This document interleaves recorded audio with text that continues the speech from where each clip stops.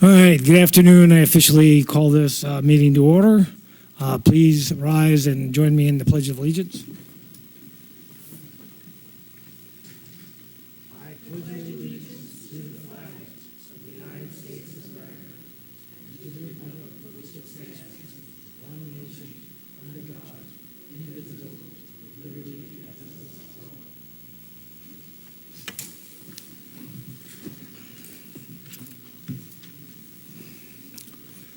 All right, we do have a quorum. All 5 board members are present.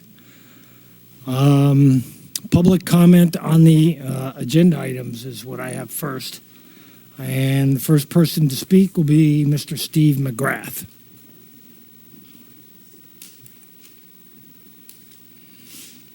Welcome, sir.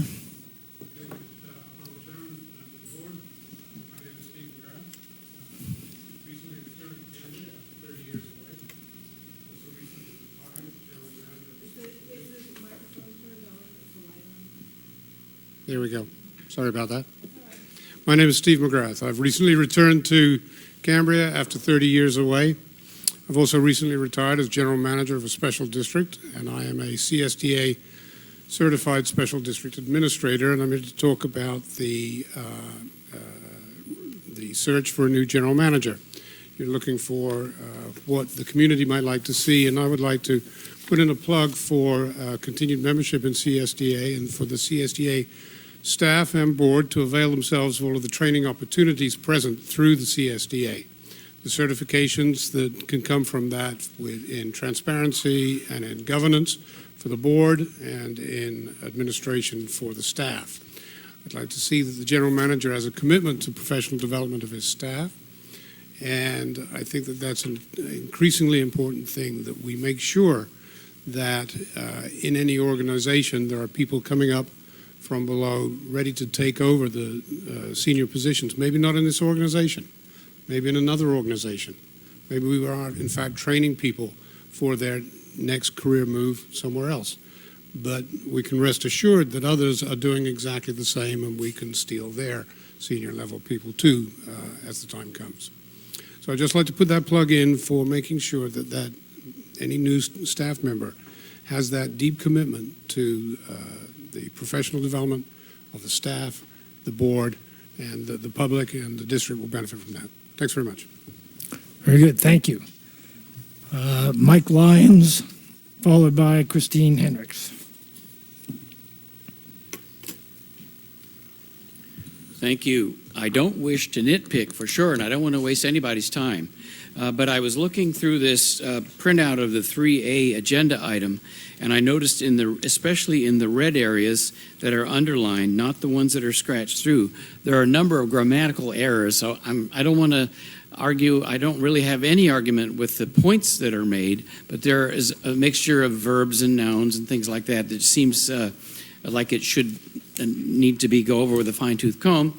And since we have at least one board member who is an English major, and the lady behind me with the hat always seems to know. Oh, now she's gone. There she is. That lady seems to know all about grammar. I volunteer their services. Thank you.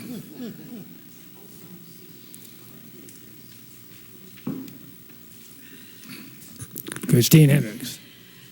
Good Welcome. afternoon. Thank you. I have some suggestions on that same red underlined definition language in the agenda. The definition is worded there, describes former GM Gruber, an autocratic personality with power concentrated in one individual. As has been noted, that general manager was hired by a board with an agenda to carry out that agenda at all costs. Now that Cambria has a new board with, I hope, a broader view of its responsibilities to the community, that definition should be more general. May I ask that the board, again, perhaps with the help of its resident wordsmith and English teacher, rework that definition before you go further with the search. Remove the adjectives such as strong leadership, highly responsible, considerable, and replace them with phrases such as works from general directives or broadly defined missions of the organization as a whole.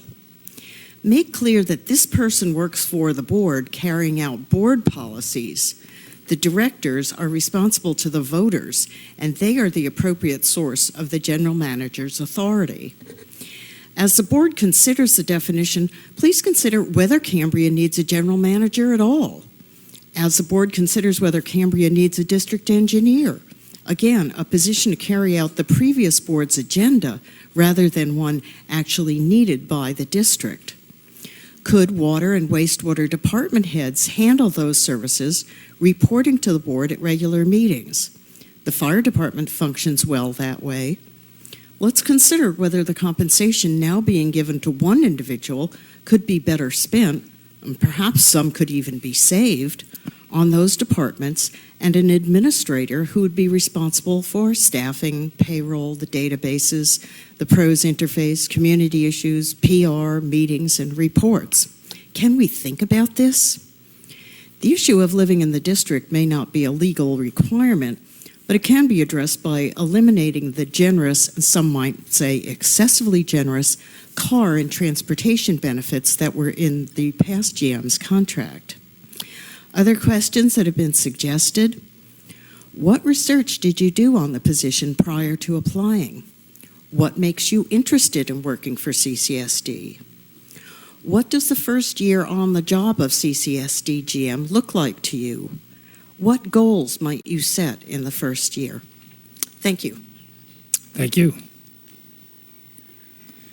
Next up is Tina Dickinson, followed by Crosby Schwartz. Yes, ma'am.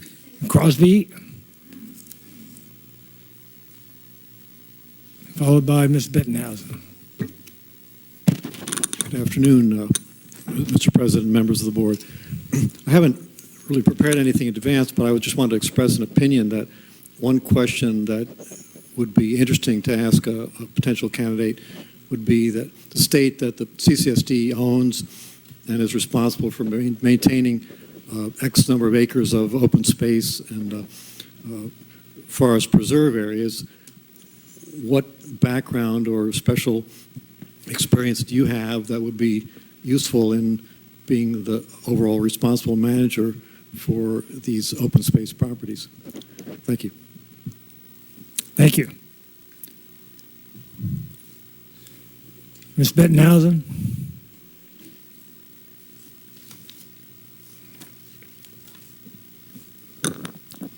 Thank you very much, Mr. President. I enjoyed dropping by the Finance Committee meeting this morning, the Standing Committee, and was fortunate enough to find that President Lincoln closed the library today, and therefore I couldn't work there on the fish stuff for tomorrow for second grade.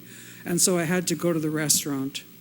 And I had some pretty good clam chowder, but then I had the dessert, and I highly recommend to all of you, and I'm serious, all of you, unless you can't stand chocolate, go to this restaurant, the first one on the other side of the street there, and have the one dessert that they have, the only dessert that they have.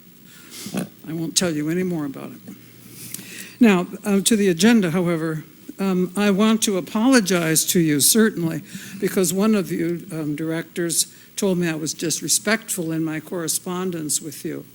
And I certainly did not mean to be disrespectful. I found it somewhat disrespectful to me to have such a confusing agenda item in its print. Now we're equal. I would like you very much, please, not to have a meeting until you have a fully prepared packet that makes sense to you and to the public. But I'd like to refer you back to my email of January, which I forwarded to you again and have not heard from any of you about. But I'd like to refer you back to my terse angle on the whole general manager issue. I ask that you have a solid public discussion by the board, you, of what you mean by authority and public interest. I find it continuously, ongoingly, forever confusing as to where you understand and how you understand authority that you attribute to yourselves as holding and that which you give the general manager. Consistently unclear. But forget that. Have a general discussion so the public can hear what you mean by it. And that would be very nice as a prerequisite to developing a job description. I would also like you to define 2 words now, especially after reading the agenda packet for today. And my apologies, I know everybody's overworked, so I don't mean to dump on overworked people. But in the agenda package for today, there's one word that certainly needs definition and has none, and that is the word lead, or leader, or leadership. And fairly consistently, it's used in place of the word management. So I would like you to define for us public what you 5 directors, honorable public servants that you are, what do you mean by manage and lead? And how does that relate to your intense, ongoing public discussion of authority and responsibility in relationship, by the way, to accountability and oversight? Sounds just as general as I often do, but if you want me to give you the numbers pertinent to that, I will. Thank you. Thank you. Ms. Dickinson, you're prepared now? Okay. Thank you for allowing me that. Tina Dickinson, Cambria. First of all, President Pearson, I've been asked to ask a question on behalf of another member of the community who was unable to be here today. So I'm asking if I could ask that question and not be taken from my 3 minutes. This is a question from Tom Laycock, who could not attend today's meeting, so I am reading this on his behalf. Here's the question. And this would be to a candidate. In addition to your managerial skills in personnel, finances, and interagency dealings, what is your knowledge of the key functional elements that comprise a community water system, including collection, distribution, and sewage treatment? Please describe. And I would be more than happy to submit that to you, President Pearson, if you wish. Yes, please do. All right, now we're at 2 minutes and 3 seconds, and I'd like to have my own comments, please. Thank you very much. So I did present all of you with 11 points that I came up with at the January 30th meeting. And when I look at the agenda today on page 9, General Manager interview questions, I do not see one single item that I presented to you, all 5 board directors, in the questions. And what is very disturbing to me is that the first, the second, the third questions for candidates or candidate to be interviewed for this position are all pretty much related to the issues that it seemed were apparent with the former general manager. For example, number 1, can you give us an example of a difficult interaction or conflict you have had with a supervisor or subordinate, and how you might handle a similar situation differently or same in the future? 2, the second one, please describe a situation where you resolve complex issues among groups of individuals, perhaps the public, in which opposing alternatives were proposed by equally strong support. Or tell me about a personnel situation that got out of control. How did you handle it? What is it? And then what is a balance sheet and what purpose does it serve? My goodness gracious, can't we do better than that? Those are just 3 or 4.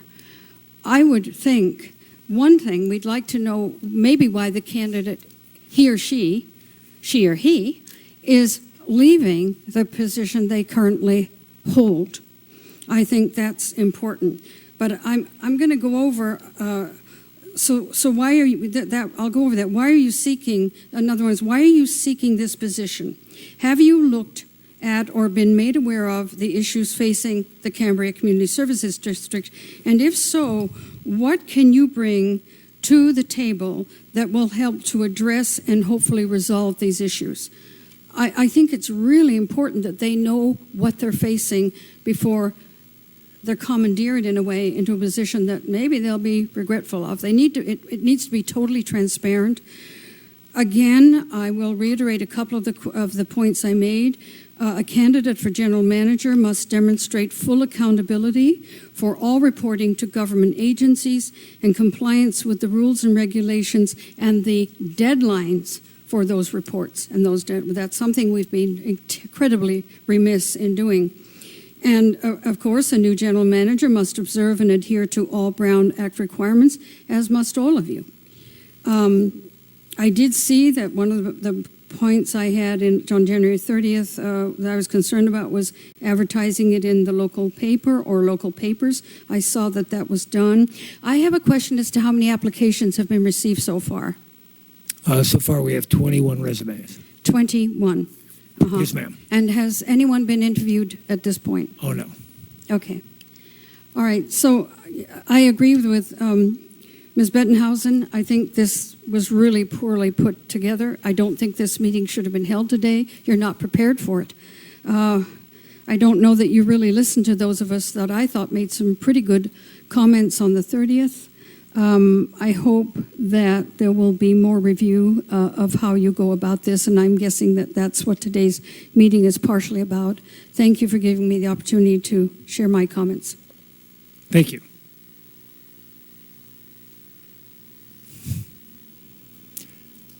All right. Let's start off with the job position requirements.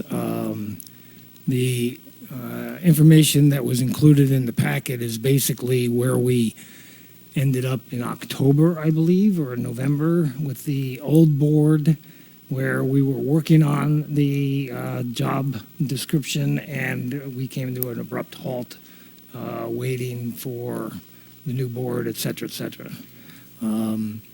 So I don't want to, rewrite the thing here, okay? But I would like to get everybody's overall opinion on things that they think should or should not be in there and things that are missing and stuff. So Director Seidel first. I had some difficulty going through because it was movement from one type of requirement or skill set to another, and there seemed to be some replication as you went on. And so Yeah.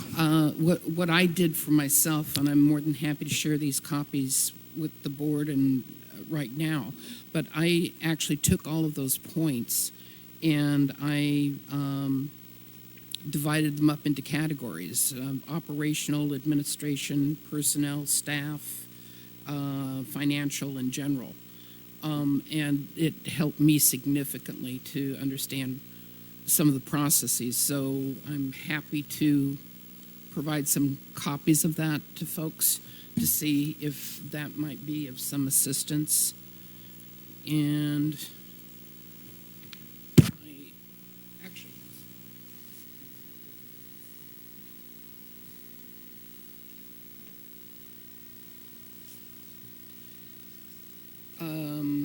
and I probably gave away all of them now, so I don't have one. Thank you. The definitions and summaries, I really didn't go there because I didn't know what was intended to be accomplished with the two different statements that were so similar. So it was just part of what the essential duties and responsibilities area was in this. And I think perhaps by segregating the different kinds of skill sets, it helps concentrate it to one particular area and possibly would allow us to be more succinct in what we define and to get some of the replication out of the process. So I don't know that it's necessary to go through and doing anything with it right now, as you suggested. That, but it might be a tool that could be used as we go offline to do that. Sure. Again, basically what was included in the packet was a cut and paste that we had put together, and that's why it was kind of jumbled up and there was a lot of duplication and that kind of thing, because we were basically asking the board to look at all of the points that were in there and either say eliminate some and maybe say to others, yes, absolutely, we want those in there. So Director Rice. I do want to thank you for mentioning the fact that we did pretty much stop dead in the water because we wanted to allow for the new board members to have input, which is exactly what I mean. It's an unfinished term paper. If it were back the old days, this would be still a handwritten document. So this is a very rough draft, and I understand the confusion from the public, but we brought this process out of closed session into an open public meeting for purposes of having this discussion about what should go in the job description. And the reason it seems unfinished is because the new board wanted to have this discussion as part of a public process and get your input on it rather than just having it become yet another thing that you don't really have input on. Those two paragraphs, I think we keep one. I think that's part of where we were. We were trying to decide which of the language worked better or not, and this goes to the other question, which was about the language. This hasn't even been put through an initial edit, much less a final edit. Very glad to have the new board members participating. I'm very glad that we're having this as part of a public discussion. And we do have a little bit of work needed, but I think getting input from the other directors is really important, the important part. So I'm going to stop making excuses for how we got to where we are, and let's move forward to get to where we need to be. Okay, thank you. Director Howe. Is this on? I don't sound very loud. Can you all hear me back there? It's on. The green light's on. Okay, there we are. Yes, I kind of share something that was raised in the comment period. The term leadership, I'm a little troubled about. I really believe that the general manager's function is to implement the board's policies. I do not believe the general manager should be leading the board. So I would prefer that wording not be in there. I understand what's the intent. For example, leads the district by example to achieve strong operational performance. Well, certainly the concept is good, but I'm just not altogether pleased with the term lead. Now, it's a little harmless in that situation. However, as we go down a little bit, I'm looking under essential duties and responsibilities for anyone who has a copy of this. I have a difficulty with establishing a long-term vision of future district performance. I can see where a general manager could assist a board in doing that. But again, I don't believe that should be the function of the general manager. I'm on page 4 of the packet, number 2, under essential duties and responsibilities. Again, I think could be worded in a way so that it didn't put the responsibility on the general manager to formulate the vision, but rather to bring forward whatever the board has decided, especially in view of the fact that one board may change from another board and the direction may change. And that's always a possibility. Similarly, on the next bullet down, number 1, plan, organize, and coordinate, that one.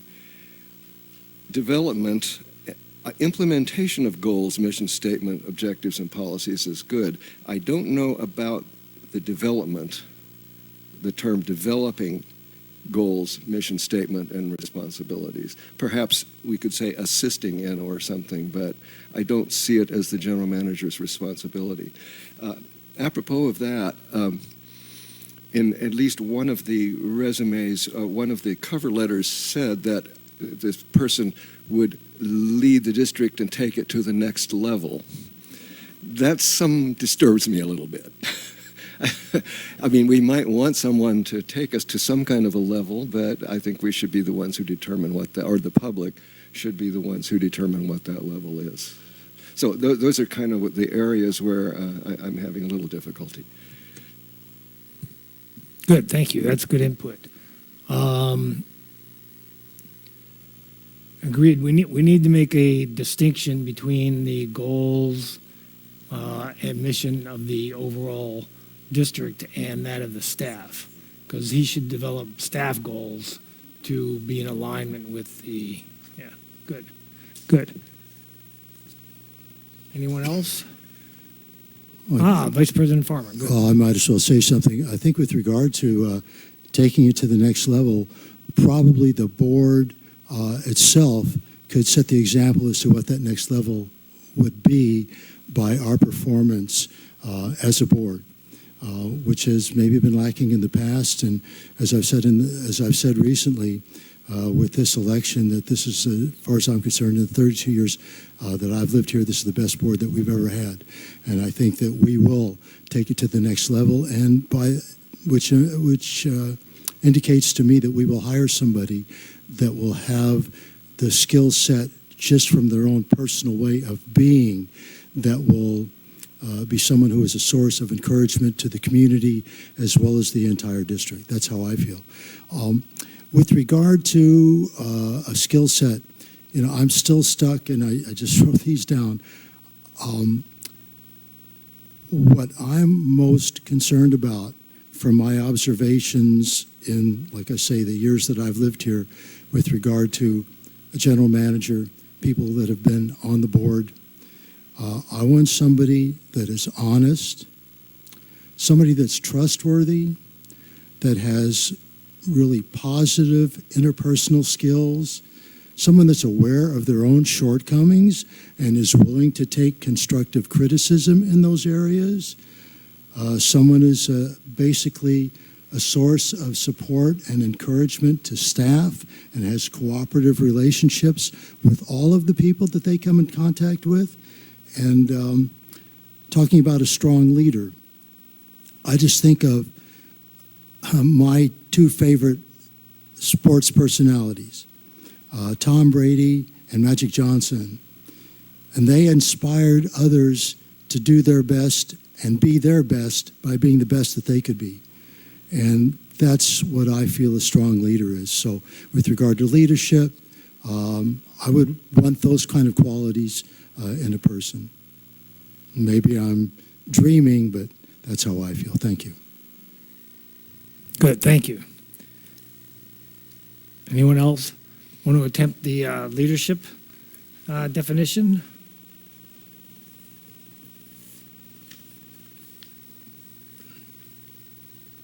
No? I think it's important to definitely have the clarity that the policy implementation is what the GM is hired to do, and the policy, he or she is hired to support the development of policy by the board and review of policies by the board. So I think making that distinction is important.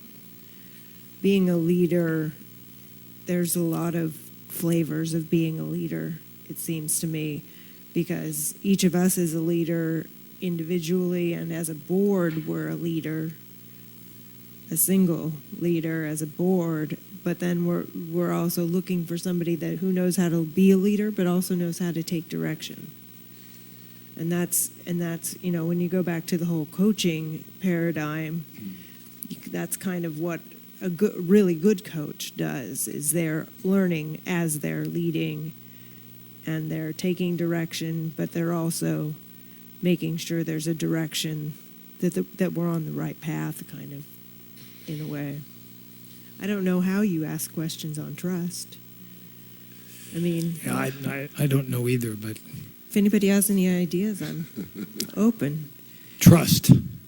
Trust. I mean, trust is something that you earn over time. So it's, I think we would all want somebody that's trustworthy and honest.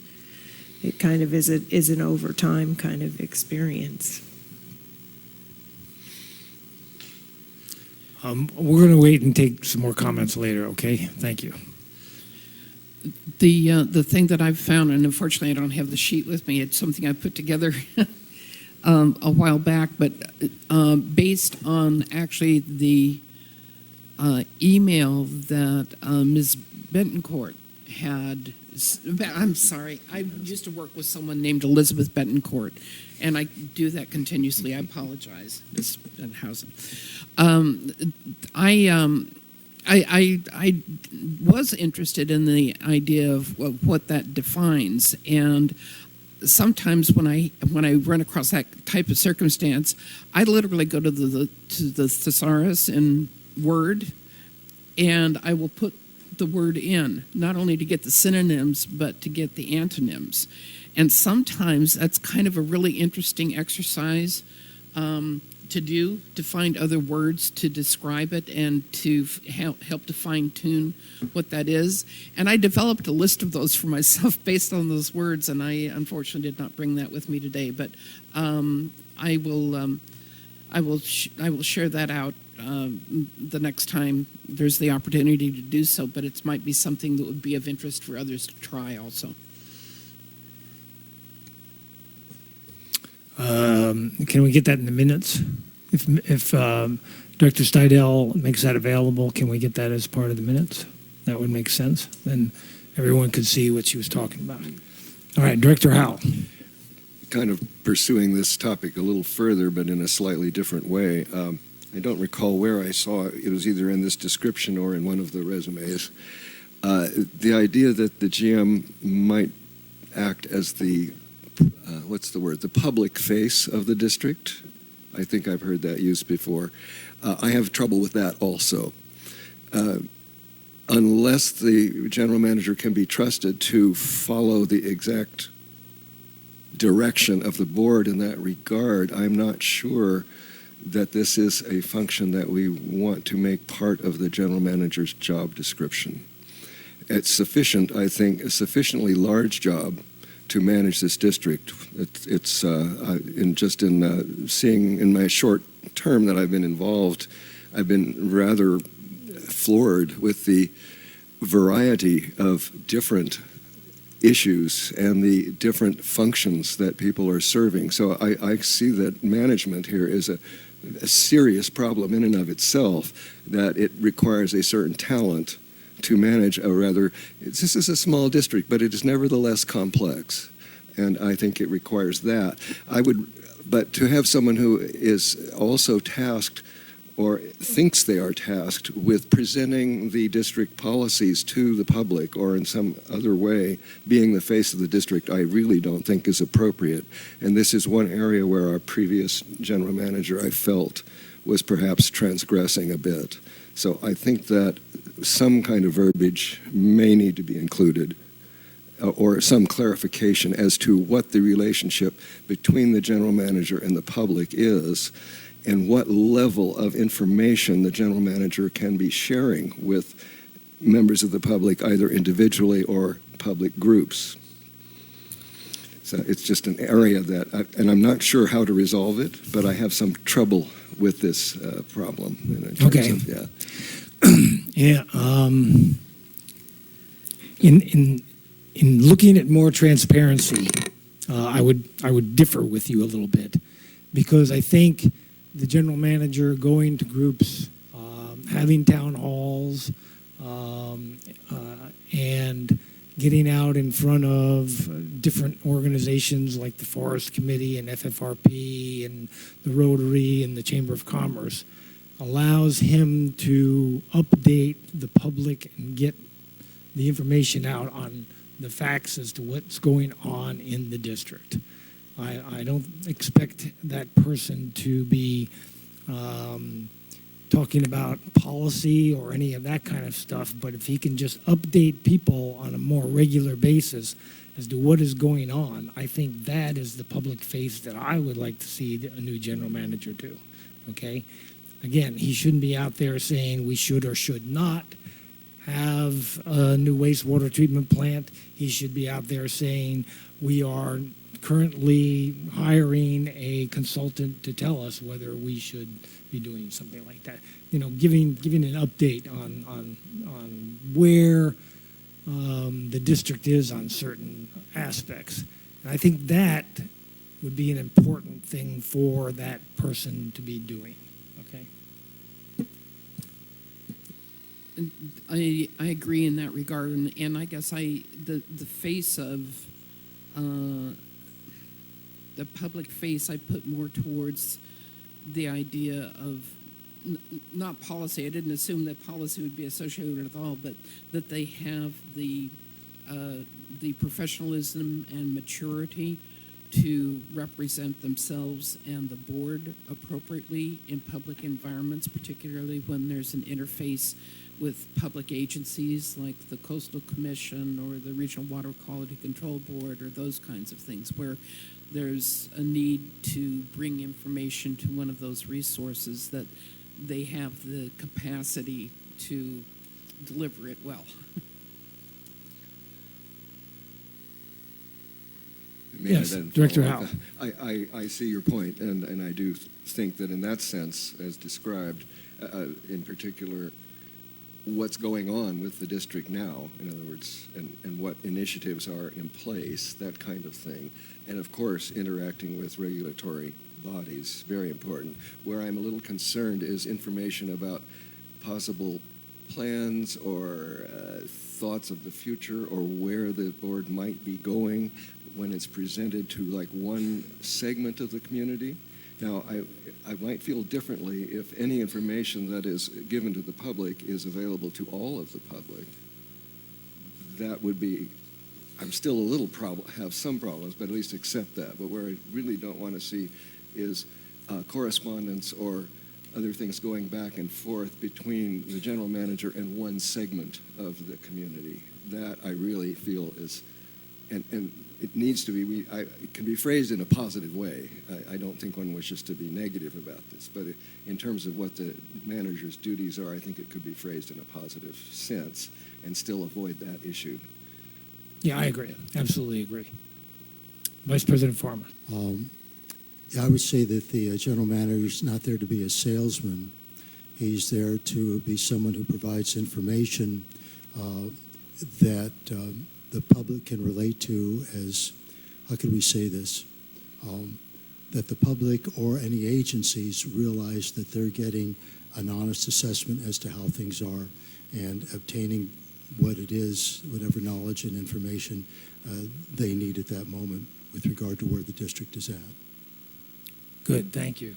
Director Rice?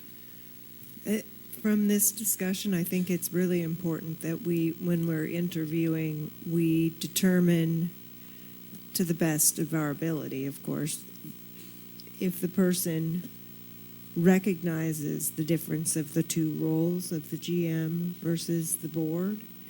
Because some districts have been functioning well over a long period of time, and so there's kind of tradition in terms of who does what. I don't want to be setting a job description based on our poor experience in the past, so I don't want to overemphasize certain areas, and I also don't want to micromanage. If a stakeholder group wants the GM to come talk, the GM might request that a board member attend also, along with the GM, so then there's that kind of backup.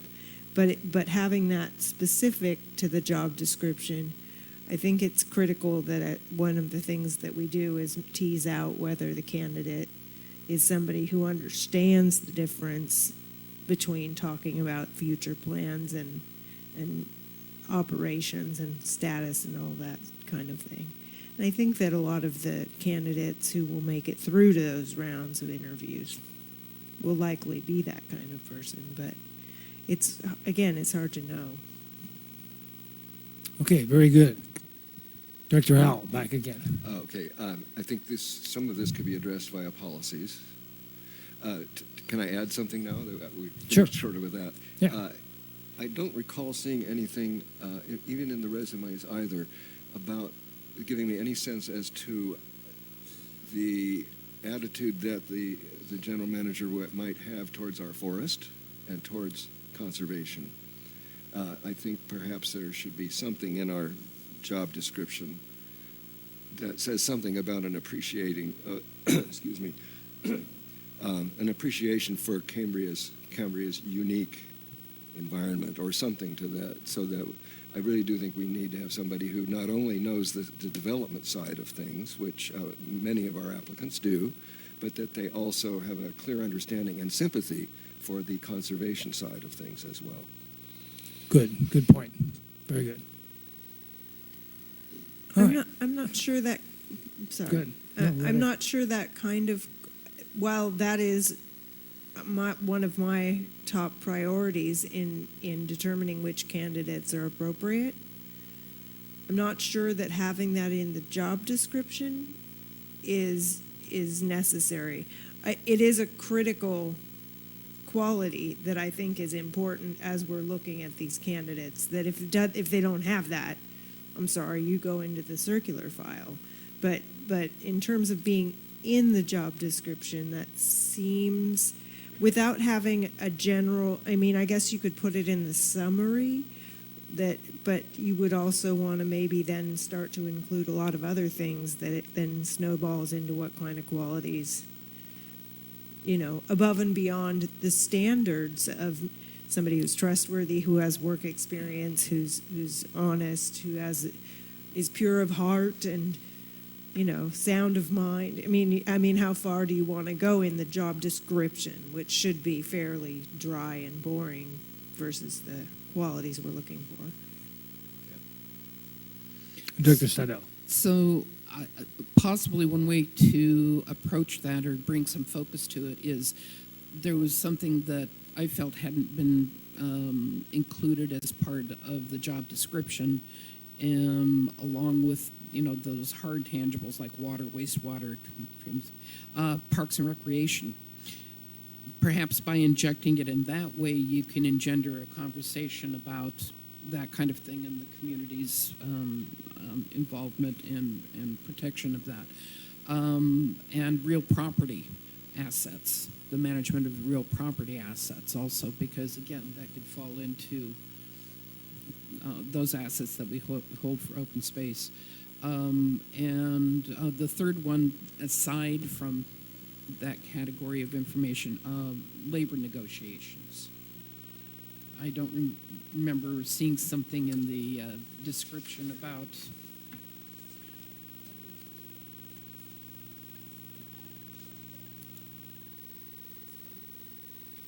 the number 3 under essential duties. It's an added one. I'm looking on page 4. Yes. Thank you. Because I think the initial paragraph of the summary, which we only need one of those two because they're basically duplicates. Right. And I think that's kind of where we stopped. We went, wait a minute, we should maybe stop doing, and if we would have taken the original job description and just tossed this work, there's some good work in here already done. So we didn't want to do it that way, which of course causes some issues because that was a couple of months ago and whatever. But I think keep maintaining that summary to speak to what are the specific powers of the agency, including the Parks and Rec, and I think we did get that in the ad that we placed. That paragraph for the ad for the GM, I think could easily just be right here. I think that was kind of the initial thought, was that part of the ad is kind of sort of the first paragraph of the. Great. Good, thank you. Thank you.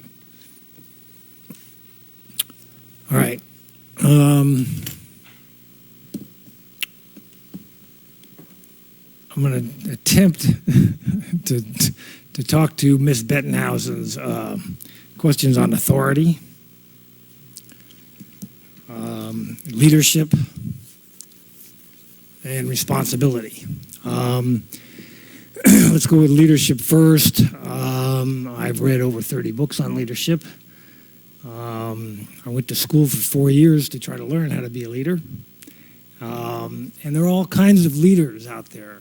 Some of them are good, some of them aren't so good.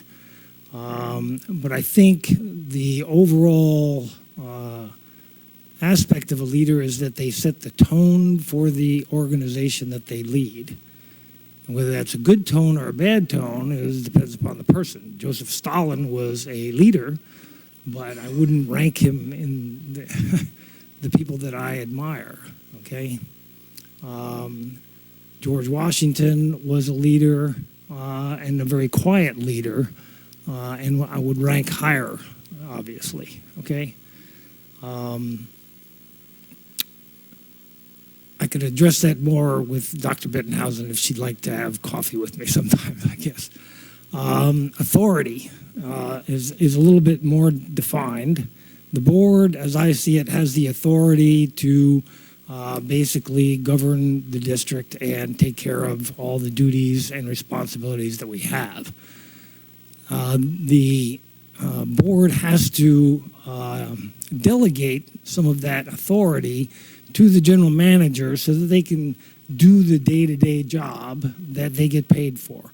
That's hiring and firing, that's giving daily direction and to the staff and operations and that kind of thing. And they have the authority to go ahead and do those things within the policies and the decisions made by the board. In other words, when we approve a budget for a particular year, that gives the general manager the authority to spend to those limits for those things that he has put in the budget, he or she.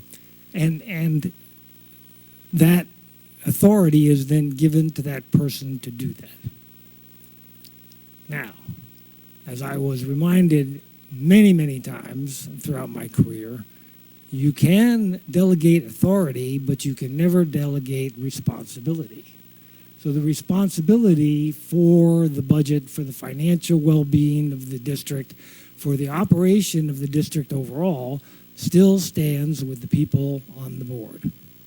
It is never delegated to the general manager. So that's my definition, and that's where I stand. If others would like to weigh in on that, I'd be glad to hear it from them.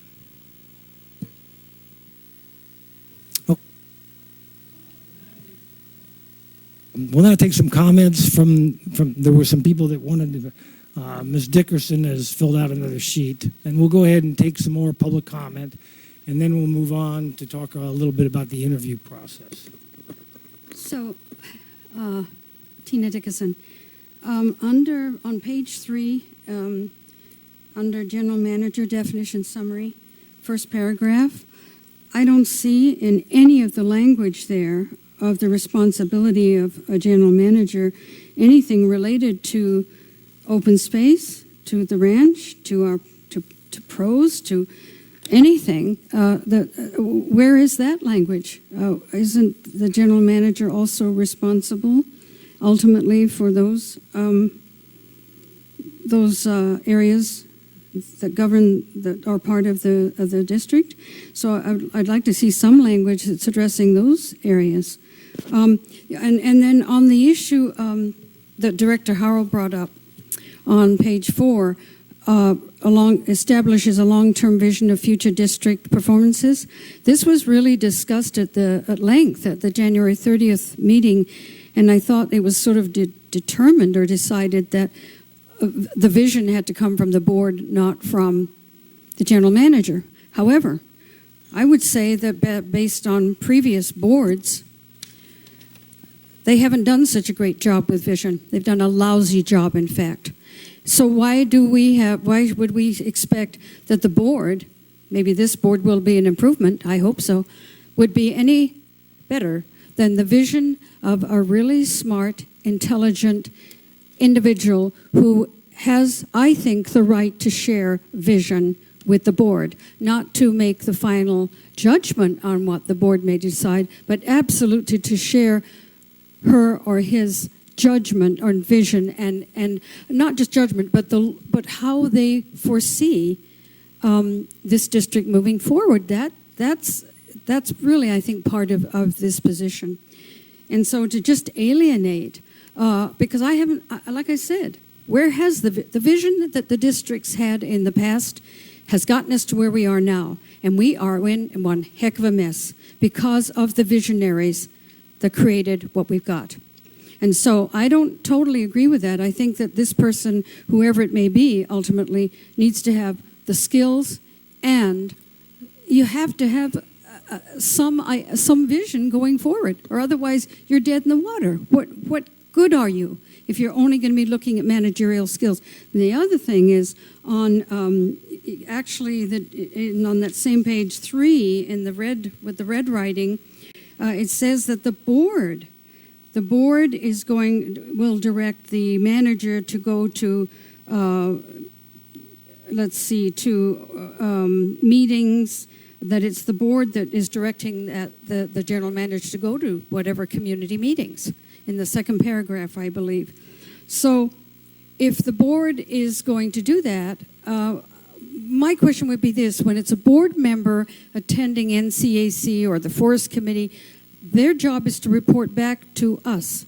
Why can't someone from Rotary or the Chamber or whatever, Tourism Board, come to these meetings, be a liaison, and come to these meetings so that they can learn about what's going on with this in our CCSD? I know personally that Mr. Gruber went to Rabobank and met with Unlock. I didn't feel that was appropriate. But he and board members were on the schedule to speak to Unlock. That's just an example. But I don't think it's the general manager's job to be going to all of these different community groups. I do not think his job is, or her job, is to be managing the affairs of the district. They can come to a board meeting and find out for themselves like we do. Thank you. Thank you. Ms. Bettenhausen.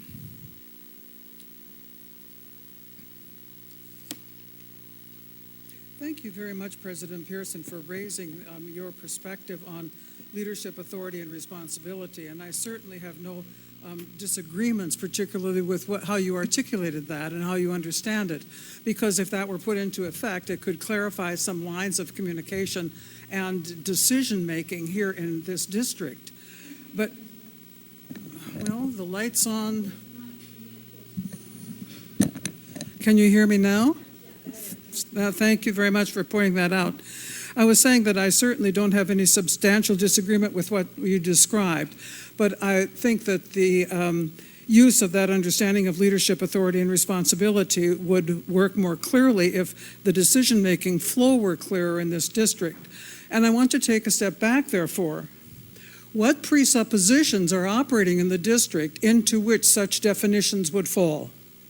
And if you remember, you board, although not most of you, but you board, last year changed the bylaws and stipulated a very hierarchical understanding with strong borders, and I choose that word intentionally, with strong borders in the hierarchy.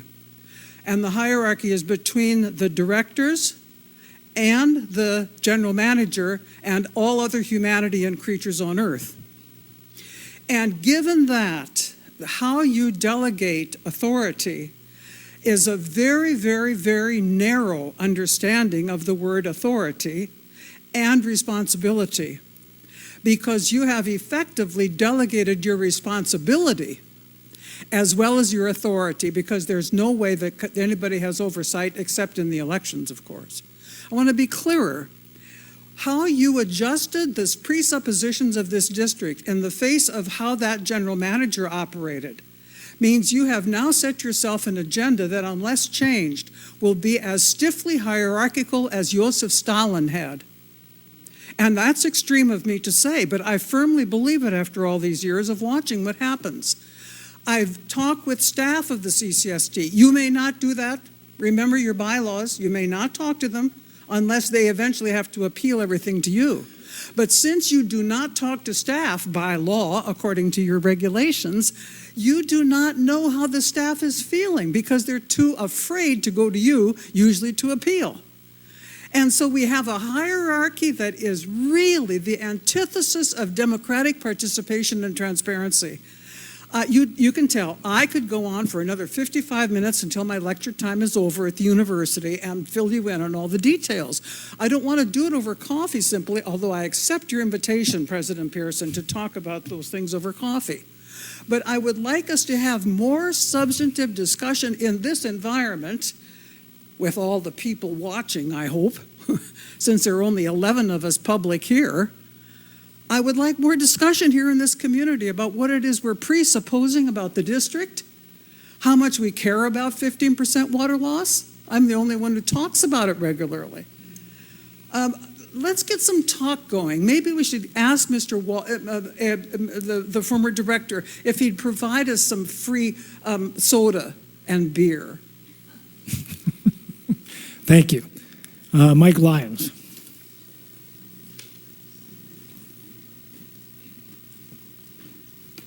I'm waiting for the beer. I have every confidence that you five, as our elected representatives within the community, will come up with the very best person out of those that are candidates. I do not accept the idea that any other member of the public, no matter how much they think of their own abilities to discern the right person, should be involved. Confine it to yourselves and any professional consultants that you might hire to do it. Keep in mind, though, that you're not building a robot. We're bouncing back from a couple of failed, if you want to call it failed general managerships, and it's unfortunate that some of the attitude is coming into this room today because we've had so many comments about the past, and that's not what we're looking at. We're looking at the future. So I don't think you're going to find the perfect person, but if the person you select, be sure to realize that there's going to be a period of adjustment. That person has to learn how to interact with you, and you have to interact well with that person. Give it time. One thing I don't want to see is that any GM that you hire, this is a highly skilled and highly paid position. I would really not like to see a person who agrees to this kind of a job, who is by nature a good manager, shackled by the rules and regulations of a board that may be overreacting to the past. So live and learn a little bit, relax a little bit, watch, trust but verify, and keep in mind that any general manager who you hire worth his or her salt would react pretty harshly to being overly managed or micromanaged. Keep in mind that the board members, you are only volunteers. You can't be there all the time. You can't hear every conversation that goes on. I keep in mind that when I was in a meeting with Jerry Gruber, he described meetings that he was having with the Board of Supervisors, the planning departments, Erlen Singlewald to be exact, and at the very same time, the Coastal Commission. And this was all about trying to work through the SEIR application and to find out how compromises could be made about the effluent pond, just particularly to that subject. You couldn't possibly stand there and listen to everything that was said. You couldn't possibly program that general manager with what to say. So you have to learn to trust that person, supervise, but don't try to put every word in that person's mouth. The couple of things that I thought might be interesting that you want to look at long-term and have a manager look at, be interested in long-term, is an excellent suggestion by Christine Heinrichs, who has made it a few times, about the zero carbon emissions goal that our community should have. So I would think that you should ask any candidates, do they have enthusiasm about this idea? Do they have experience about this idea? Along the same vein, there's quite a movement in the community about setting aside some spaces for bicycle trails. And in as much as it could happen on CCSD property, that person, the general manager, should be able to coordinate with the bicycle community to be able to provide safe bicycle lanes. I would also say that the goals that I've heard today about forest management and water conservation are excellent, and those should be, you should have some sort of idea about the attitude of the manager. Thanks for listening. Thank you. Ms. Richards. Followed by Christine Heinrichs again. Leslie Richards, 30-year resident of Cambria. Two things that came up that I found interesting I wanted to focus on. The term trustworthiness and honesty. When I worked in Los Angeles, I worked as staff supervisor for Nederlander Corporation's Pantages Theater and Greek Theater, and I had to be able to assess trustworthiness and honesty in 3 minutes flat with all the students that I hired for my facility. And one of the things I did during that experience was to do background checks, historical data, and information from these individuals can be confirmed from where and when they came. So I'm a history buff. Your name or your reputation usually follows you from job to job to job. So that was one of the ideas that I was going to suggest is The historical record of these individuals is critical mass, and to know exactly what happened at their previous placements, what good or bad. And I also want to say, side note, I know that we are going in a new direction, a positive direction, and I look forward to the next 4 years. I think that we have a wonderful board here, and I think we're going to be very effective in this process, and I appreciate being allowed to be involved in this process. Because unlike other individuals in this community, I myself have not been allowed to be involved in this process for 4 years now. I haven't had private meetings with our past general manager. I tried to have discussions, and there's certain groups that were addressed more readily than other groups in this community. The activists were not encouraged to actually come forward and discuss. So I love the fact that we have this venue today, and I really appreciate all staff's time and energy and what the board is doing opening this dialogue. This is fantastic. So I'm happy. I hope you're happy. Thank you. The other thing was the public face of the district. Prior to Tammy Rudock and Jerry Gruber, Vern Hamilton was our general manager, and he did a good job, but he wasn't going out and going across the state and going to the Coastal Commission. I mean, he was the face of the district, but it was the directors of the CCSD that were the face of the district. So this idea of this individual who has to be both the manager of the district and all these different departments, and also has to go out and represent the district, well, I think that's the role that the directors are involved, should be. So I agree with Mr. Howell's statement that the public that face the district are the 5 board members that we voted onto this panel. And we're not hiring someone to go up to Chase Dean Flores to Sacramento like Mr. Gruber did. I mean, Mr. Gruber was very active as the face of the district and was very involved in different agencies, maybe not to our benefit. In fact, there was a trip he took 2 years ago where he was handing out resumes, and we were able to get copies of his resume, talking about how he had completed the entire EWS project and was a complete success. That was what he was advertising to these agencies in Sacramento, and I'd be more than happy to give you a copy of that, Mr. Pearson, which I have in my files, from 2 years ago at State Water Resources when he was up there with Mr. Flores. So not to beat a dead horse, I apologize, but I'm just saying that there should be new thought on this idea of face of the district, the public face. You are the public face in our opinion, not the GM. The GM responds to you and only to you. Thank you so much. Thank you. Christine Heinrichs. Thank you. Again, well, I find myself actually supporting things that others have said. Elizabeth makes a very good point. The previous GM was very high-handed and really boxed the board into a very narrow place of not being allowed to talk with any staff members about any subjects, which is obviously in a small district practically impossible, as well as very restrictive. So I think that really needs to be very seriously reconsidered in terms of what person you're going to hire and what that responsibility is going to be. If you're going to leave it that way, you are, as Elizabeth said, delegating both your responsibility and your authority. I'd like to thank Mike Lyons for endorsing a zero carbon footprint for Cambria. SLO is on its way there. California is on its way there. We really can and should be leading the way. And Harry, about your concerns about honesty and trustworthiness, as Leslie was just saying, this is really part of the board's due diligence in researching the candidates as the list gets shorter. You can look online, you can request documents, you can find things in print. Certainly, that any past record that any candidate has is going to speak very clearly, I think, as to whether this is a candidate who's going to fit in well here or not. And certainly, as you explore that, I'm sure you'll find those answers. Thank you. Thank you. Okay. Thank you all for your comments, etc. I've written down lots of notes. Director Howell. Just to respond a little bit to some of the comments that were made. Regarding the face of the district question, I really do not feel that it is the general manager's job, nor should it be, to be reporting to any local group what his or her participation was in a regulatory meeting.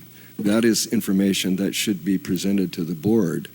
I do not believe, as I said, unless it is given to everybody in the community. So I do not believe that on our dime, a general manager should be part of a program for any local group that has a particular interest if the intent is to report on what the regulatory organizations are doing. That is not their job, and members of the public are paying that person to go out and spread information to which some members of the public may not be privy. So I think that's highly inappropriate. I would like to address this question of hierarchy a little bit, though, because, in fact, if I can ask the public, perhaps, I understand the necessity for the current modification to the bylaws. So I would ask two things. One, from District Council, is there anything that can be done to make that at least appear to be less restrictive than it now is, because it really does appear from the outside as though it's basically an attempt to insulate the district management from any, and the district employees from any interaction with the public. And I'm not sure that that's really what is intended. And then the other thing, one moment, the other thing is if I could have perhaps Ms. Bettenhausen come back up and perhaps make a suggestion as to what kind of an organization she would envision, or anyone who's having this issue with this hierarchical arrangement, what kind of an organization they would suggest which would meet the requirements, the legal requirements that we have. And in other words, what I'm trying to get at, is there a way that things can be more open? Maybe there is not. But I'd like to have it very clear to everyone as to why that is, if it is. Absolutely. The policy that was adopted last year by the board could be retooled to be made less restrictive, so to speak. There's flexibility in there, and you're the board. So if that's the direction that you want to go, of course we can modify that particular bylaw. Yes, Director Stedel. I guess some of it has to do with interpretation. When I read that language, I don't necessarily read it completely as no one can speak to anyone within the staff community, but rather that the approach needs to be made through the GM, because the GM is the individual who understands the total workflow of the staff and of the district services. And so personally, that's what I do. If I have something that I need to discuss with the finance manager, if I have something that I need to ask of the district clerk, I'll drop a message to the GM and say, hey, do you have any problem with me? I'd like to get together with so-and-so and discuss this particular thing. It's a simple thing to do, but it helps keep the GM in the cycle of the demands that are being made on the staff. And I think that's the important part of what the intent of what looks like a protectionism against any kind of anything touching the staff. It isn't so much that as it is being able to safeguard the staff getting pulled different directions by different people and not knowing how or who to respond to on things. So my suggestion is, I don't know whether somehow the language could be crafted in some way to help define that, if my presumption is correct. But I don't see anything wrong with having to channel it through the GM so that they can use the staff's time in the best possible way and not put the staff in the position of having to say no to someone because they're too busy, or that it reflects badly to the public because they're responding with a no. Yeah, may I respond a little bit? Yes, I do agree. There definitely needs to be a chain, so that I've been in a situation where if you have multiple, no man or woman can serve two masters. It's just not, it cannot happen. But given that, I feel that the original language actually, as I interpret it before it was changed, did provide that. direction. So I would like to, if I may, suggest that in a future meeting, and not too far in the distant future, that this particular bylaw be brought back for further discussion and possible change. It's the bylaw that I don't remember the number of it, but I believe it's 7.2. 7.2, so that if 7.2 could be discussed and possibly changed. Since we're bringing the bylaws back to this next meeting, perhaps we could defer formal action and you could look at that issue there. And I mean, that's certainly an option. So maybe we can look at it in that context, or maybe not. Well, It's up to you. I'm trying to consider the fact that there are certain things in the bylaw changes that we have coming up at the next meeting that we want to get done. So delaying that would not be the best thing, but at the same time, I have no problem with trying to relook at that particular paragraph. And if you would like to try to craft new language, go ahead and give it a shot. And I'd be glad to look that over with you at some point in time too. And we could run it by council before we bring it up at the next meeting or whatever. Yes, okay. But I'm good with that. Yes, you were called to task, Ms. Bettenhausen. Yes, you may. I thank you, Director Hull, for that question, because I want to describe something briefly. When I went to work in New York City on the staff of the national organization, I immediately went to meet the janitors because I knew that was the base insight into the organization. In the course of my conversations there, I also discovered that the secretaries were getting paid dramatically unfairly, all women, and so that was the next step. At the bottom of the hierarchy is where you should look first. I have that experience also teaching in the university. I'm looking, Director Howell, at alternative ways of interpreting the system. And if I started with the janitor at Boston University, I knew immediately what was going on in the president's office because the janitors all talk to each other. When I have most recently talked with CCSD staff, they said, we're sure glad to see you because we never see any of those people in the administration or the board. They feel neglected, and they didn't say, oh, please, go away, we've got work to do. They said, I won't tell you what they said, I'll paraphrase it. They were extremely happy to spend a few minutes describing the reality from their perspective. I think a general manager who is adept and qualified would applaud at that point and say, all I'm here to do is to manage the interactions so that we get our work done. And if the board talking to the staff facilitates that, hallelujah, sweet Jesus and Buddha, let's do it. But this way, the presupposition is that there's only finite time. We can't talk to anybody. We have to do our work. I disagree passionately, and so I hope when you take up the bylaws again, you construe it not to address the mismanagement that you previously had with that general manager, but you ask yourself the question, how do you as a board of 5 directors understand how the CCSD works from the people who have to look at the water meters when they dig the mud out from the pocket gophers? That's the question. Thank you. Sure. Sorry. I couldn't agree more with what Ms. Bettenhausen has just said, but just in a couple of instances over the last 8 years, I have had occasion to speak to some of the staff.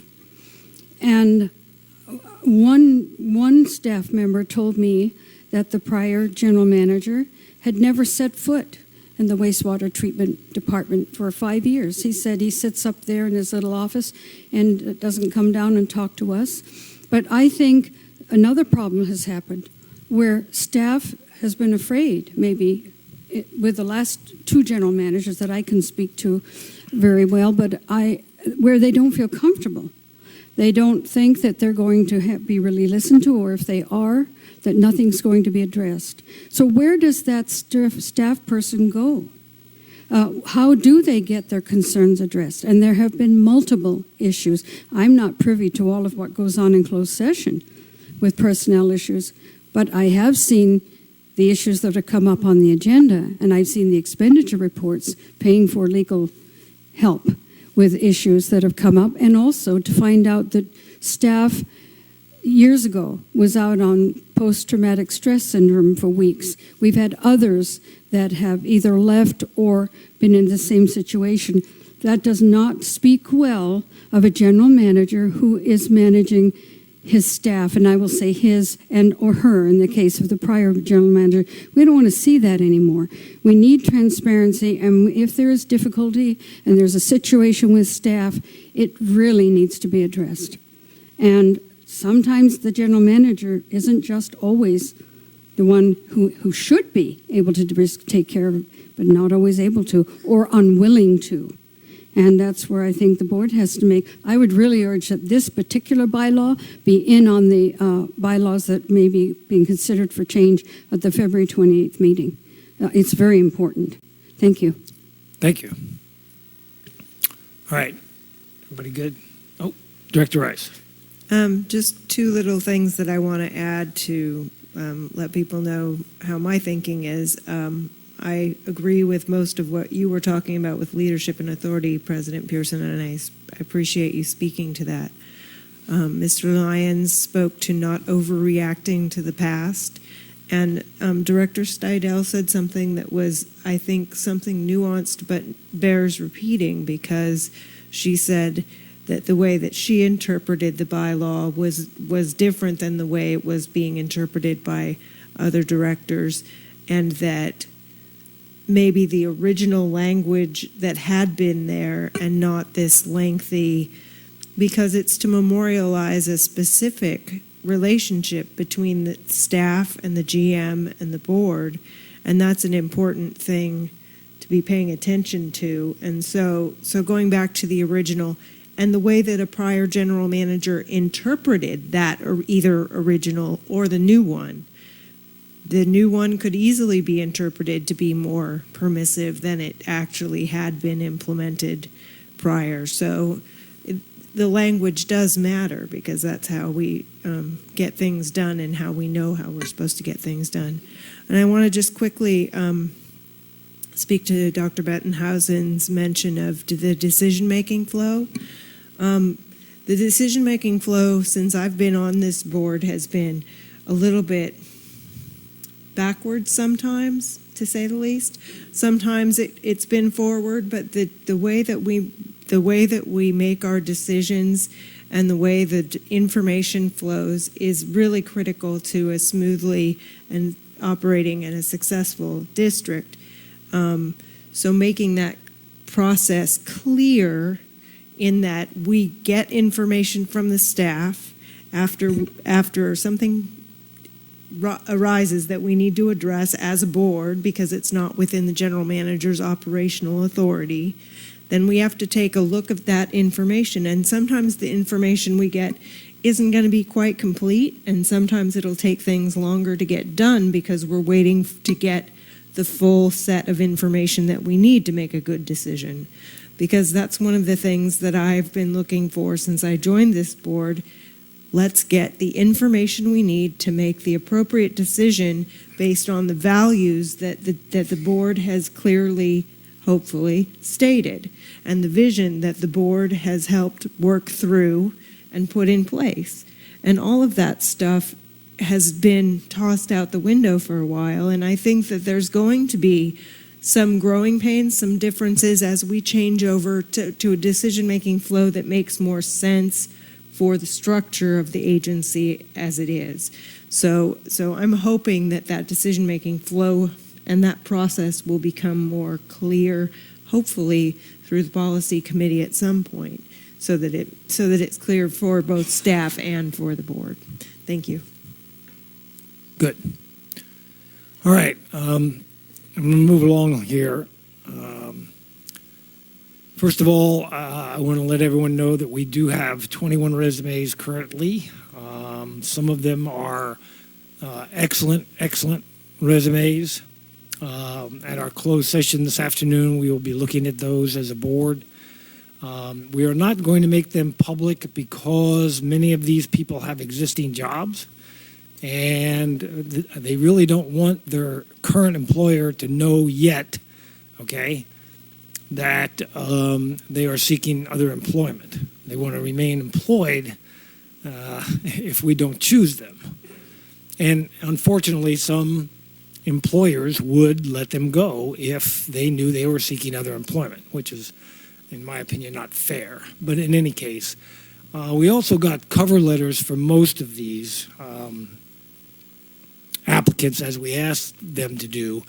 And to answer some of your concerns, almost every one of them said in there that they were looking for a new challenge to forward their career by getting more responsibility and that kind of thing. They're not leaving their last post in most cases because they failed at it or they're tired of it or whatever. They're looking for a new chapter, a new direction, and forwarding their career overall. So I think we've got some outstanding resumes, and we'll be taking a look at those. As far as the interviews go, hopefully we will start those soon. Currently, I think the feeling of the board is that we will have interviews consisting of a group of all of the board members, certainly, and a number of the people on the staff. Those preliminary interviews will take place over, my guess is, the next month or so, and we will then come up with some finalists. At that point, that's when we may be able to share with the public who they are and have some sort of introduction to the public at that point. Discussion by the board on interviewing and where we are. Also, the interview questions that were in there were just some of the ones that I made up that are from my past, had been very helpful, and I just put them in there as examples so that we could get the board talking about what kind of questions we wanted to have and what we were able to ask, and that's why the staff put in some of those questions that we are not allowed to ask, which is really important because you can get in a world of trouble legally if you ask the wrong questions. Any discussion by the board at this point on the interview process or where we're going? Dr. Howell. So after a short list has been, I think, so we're talking the preliminary process is to create a short list. It wasn't clear to me, we're contemplating once we have a short list of involving some of the public, or where are we on that? Or, I think that's a discussion in closed session. Good, Thanks. okay, thanks.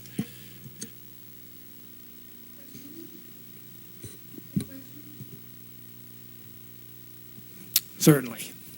This is just for legal clarification, but I would assume that because Mr. Ogren is sitting here with staff, that he has not applied for the position, as I think it would be rather untoward for him to be here and have him also applied. So I'm just making that assumption, and maybe you can clarify that for the public and for maybe the board members.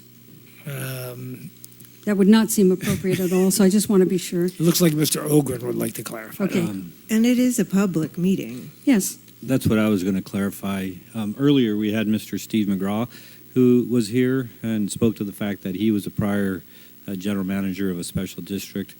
I'm not privy as to whether his application is in the group or not, but I think the president made the appropriate comment that all of the applications at this point in time are confidential. Mr. Ogren, you're sitting here and you're being paid by the CCSD to work 24 hours a week. I think that puts you in a little bit to a different situation. And Mr. Carmel is shaking his head no. I would think that. I'm just wanting to clarification because this would seem a rather odd situation. If I could, just on a follow-up, certainly I have an existing employer right now. Certainly I am interested in what is going on at Cambria CSD. I would certainly have the right to be able to apply for the position. And in due course, if I am or am I not, that will all come out. I noticed on your agenda for Oceano tomorrow night in closed session, there's an item, general manager / engineer, and that is another reason why I asked the question too. And that is correct too. And even prior to the district hiring me in my current temporary part-time position, I made sure to communicate with my board on an ongoing basis in terms of my status of employment or possibilities. So Because your contract is through July 2020. So, I mean, I think this is really important. You are sitting here, you are being paid through on the CSD staff. I think that's something the board should be well aware of, and I would hope that there's legal clarification for this. It seems untoward if an application has been submitted by Mr. Ogren. Thank you. And Mr. Board President, I would also point out that your acting general manager, who is sitting here being paid by the district and participating in this process, also has every right to apply for the permanent general manager position. Correct.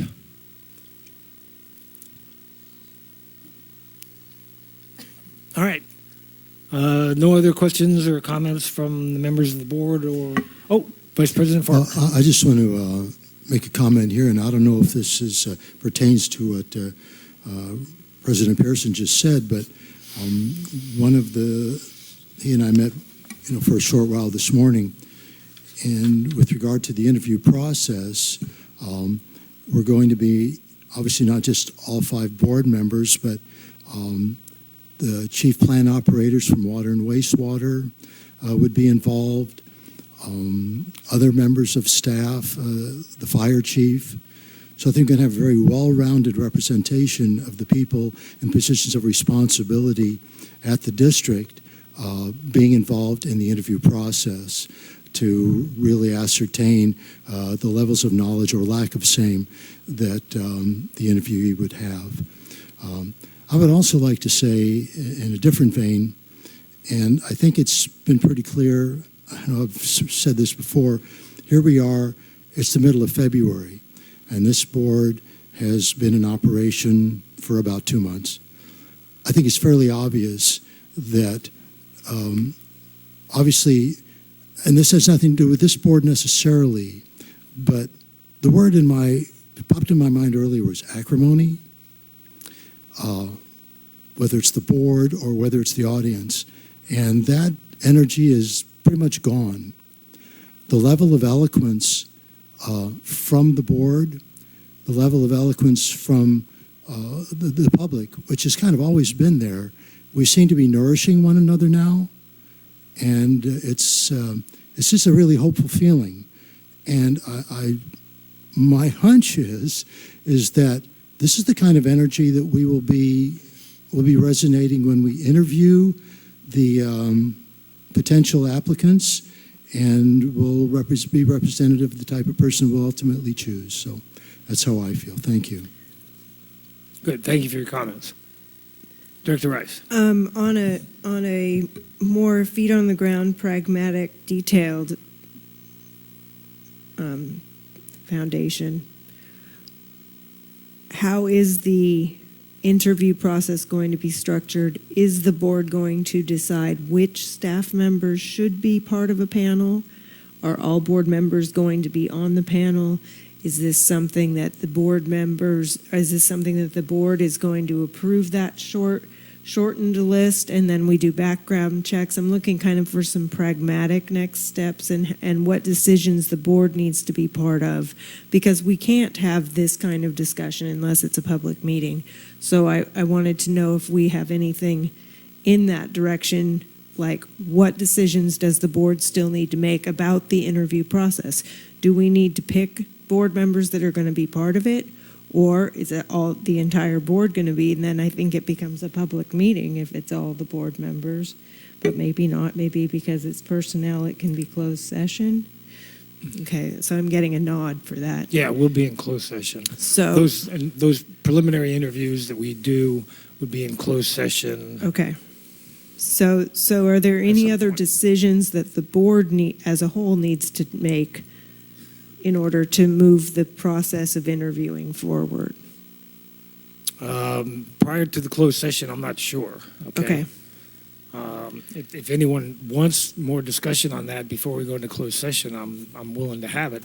but I think that we might have a report out of closed session at the meeting on the 28th as to what we were thinking about, and maybe a discussion at that point. I'm sure, I think I'm not prepared to have that discussion at this point. If you guys are No problem. ready to I have go. no problem with that answer. I just Okay. wanted to know if we had anything. Okay. Then I adjourn this session to our closed session in 5 minutes.